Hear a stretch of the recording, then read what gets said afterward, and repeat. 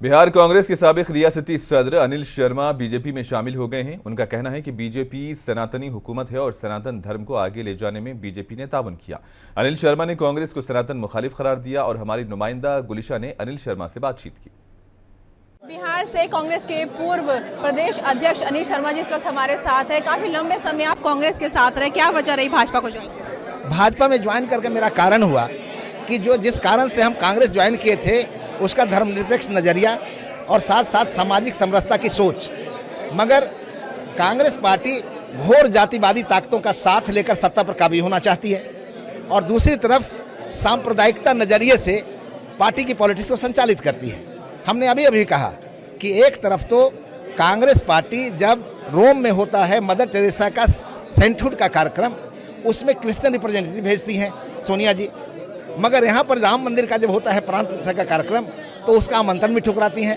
तो यह स्पष्ट करता है कि इनका नज़रिया बिल्कुल ही कॉमनल है ना। तो स्वाभाविक है कि कोई भी व्यक्ति, हमको ये कहने में फ़ख्र है कि हम सचमुच सनातनी हैं, हम मंदिर जाते हैं, हम पूजा करते हैं, हम शिखा रखते हैं, हम जनेऊ पहनते हैं, लेकिन अगर सोच नेतृत्व का ऐसा तंग है तो स्वाभाविक रूप से इसका मतलब मेरे जैसे लोगों के लिए वो जगह नहीं है। सनातन धर्म से प्रभावित होकर भाजपा को ज्वाइन किया और सनातन विरोधी बताया है कांग्रेस को।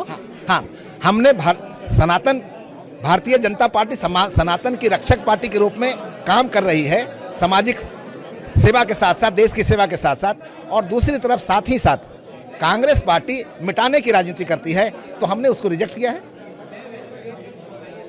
चुनाव से पहले कांग्रेस पार्टी इस तरह टूटती हुई नजर आ रही है, इसको देखकर क्या कहना है?